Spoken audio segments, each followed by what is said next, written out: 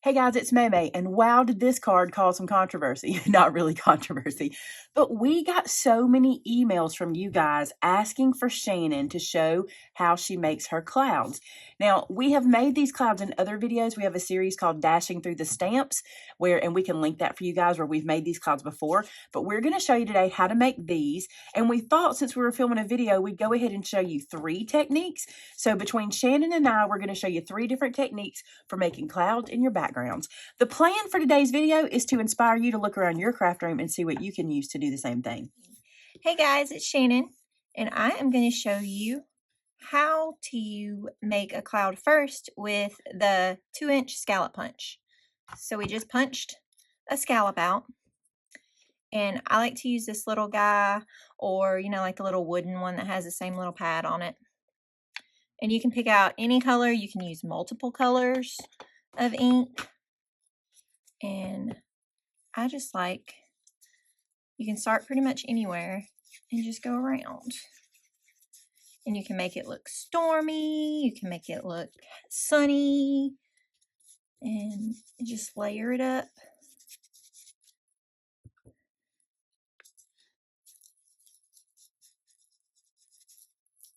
As Maymay always says, go off the page, and it'll just continue your little skyline out.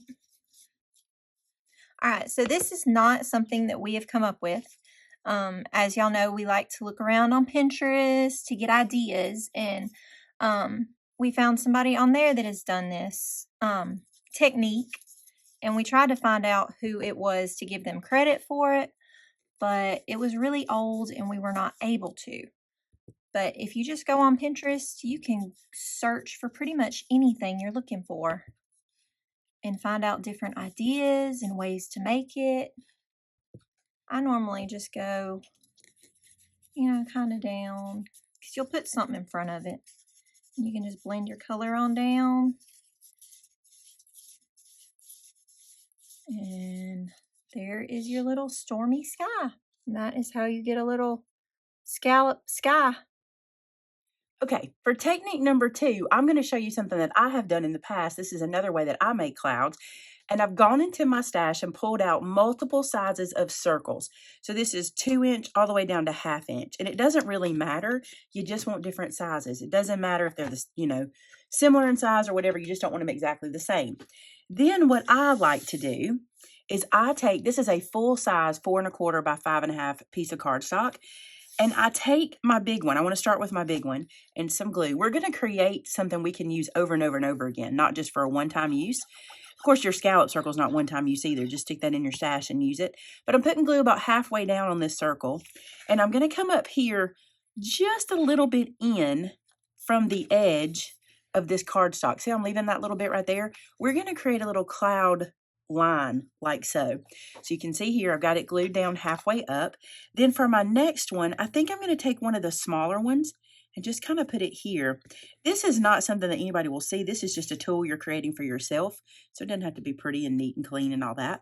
But I don't want any points on the edge. You see how I'm going to let that hang over a little bit? I'll bring it up and show you. I don't want any points. I want this to be soft edges where it ends. So then I've got the little one there. I'm going to bring this one somewhere in here, like so. And you also don't want them to be at the same height. So we're not trying to line these guys up even. We want our cloud to rise and fall. That's what makes it look more natural. Then I think I'll come over here and maybe add another small one and really lift it up a bit, like so. That one might be close to even. Let me go up a little bit higher. See how high we can take it, like that. Then I'm just going to carry out. I'll even use a different size here.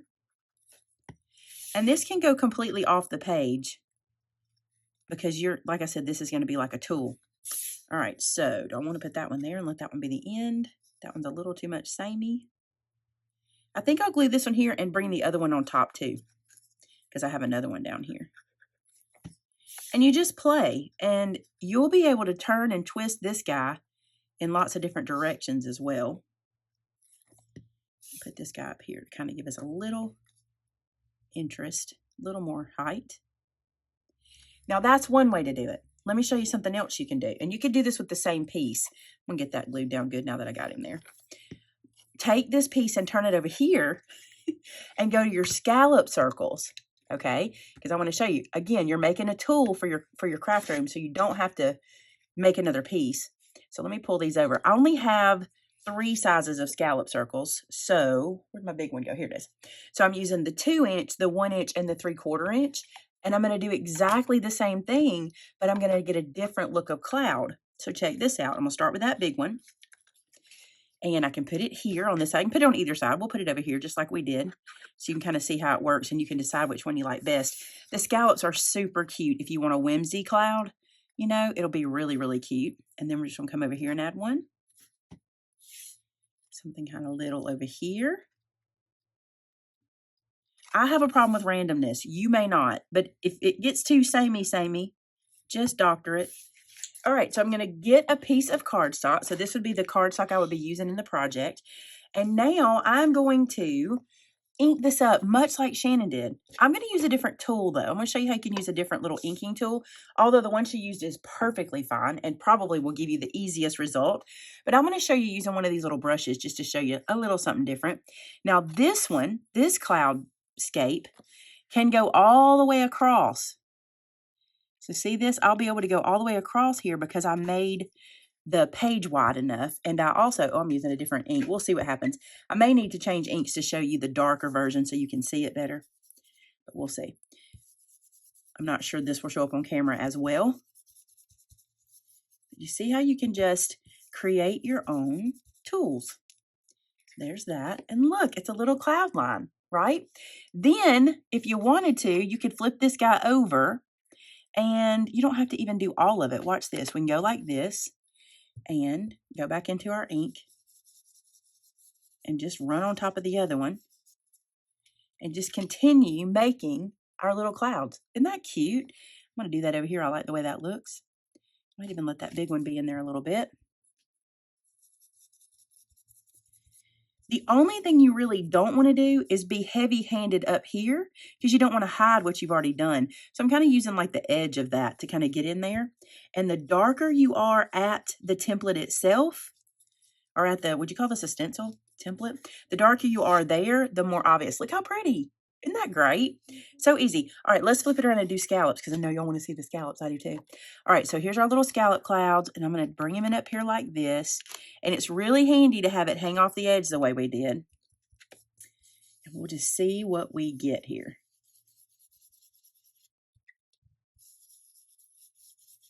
I do like using this brush tool because I think it makes your sky very billowy also. The other one does too, but I think this does a really good job with that. So check out those. They're so cute. Let's come over here and do these. I love the little scallops. But this is technique number 2, and we still have one more. Again, guys, the point of today's video, one, is to answer the question you guys have been asking, how did you make those clouds? And secondly, I want to show you, think about what you already have in your stash. You already have punches. You probably have punches from back in the day. We even saw somebody use a flower.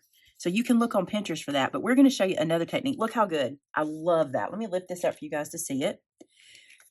And so there's the scallop side. Come on. That looks like you had a die or something to make that happen, right? And here's the other one. And that could even be a sun. You could do that yellow. That would be really cool. All right, let's show you technique number 3. All right, guys, and this is technique number 3. And we will be using a heart punch. And we've already punched all these little hearts out. So I'm going to show you, I'll show you what I did. I got a heart and I glued them together to make a little puffy cloud. So I'll show you how I did this little guy. I just started with my big heart. I'll put a little glue on both sides. And I'm going to use this quick stick because this mat is matte finished. And I cannot pick these little things up. We're just going to kind of do like Maymay did on her piece of paper, and place these little guys all around and build us a cloud.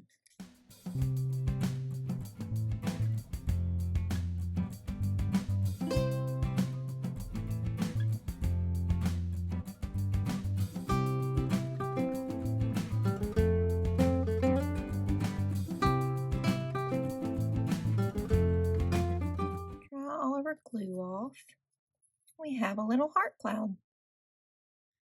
All right, so if you wanted to, you could just use this as a cloud. If you didn't like the way it looked layered, you can lay it down, trace it on your paper with a pencil, and then cut that out and you'd have a little cloud.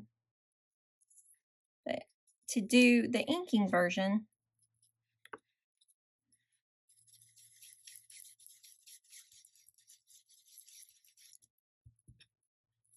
just going to go all the way around.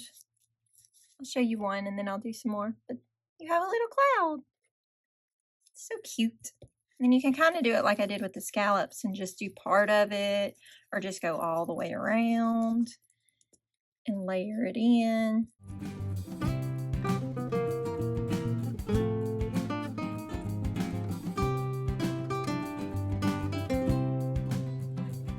And sometimes when you're doing this, you're going to do it and you're going to look at it and you're not going to like it, but keep going because sometimes the more you do, the better it looks because now it kind of looks messy and it doesn't look good, but just keep adding. Layer it up, blend it more. You can go in with different colors if you want to and brighten it or lighten it. Just keep going around.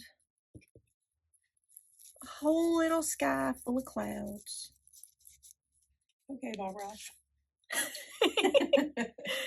And that is, let me move this out of the way, your clouds with a bunch of hearts. Okay, guys, that's our 3 techniques. Now, listen, this is just a tip of the iceberg. There are so many ways to go. But I don't remember a time where we've gotten more emails about something. I really don't. And so I was like, we have to address this one. So this is how we do it. And we wanted to give you some techniques. Which is your favorite in the comments below? What colors do you like to use for clouds? Tell me that in the comments below because I think that makes a difference. I wanted to show you here. This is the heart cloud. And in the 2 different colors, you can really see a difference, right? And know this too. When you're doing this, if you don't love your background, finish the card because you will later. You'd be surprised what this background looked like before she finished it. You know, it even inking the edges brings it to another level. You see what I'm saying? So don't stop. Never stop when you're like, I don't know, keep going. You'll like it in the end. So there you go. 3 ways to make clouds. I hope you enjoyed this one. I think my favorite is this one. I love this, the way it looks with the little scallops. What's your favorite? I love this, but then I also love, I don't know, each one would do different for a different card. This one is easy, so I like that one because it's literally, you know, punch and go. That's it. I like that one too.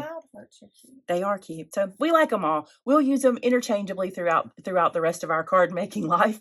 And so tell us what you like in the comments below. Don't forget to subscribe. And if you do like this kind of video where we're showing these kind of techniques, give us a thumbs up so we'll know that. Thanks so much for watching today, guys. Until next time, from me and Shannon, bye. Bye.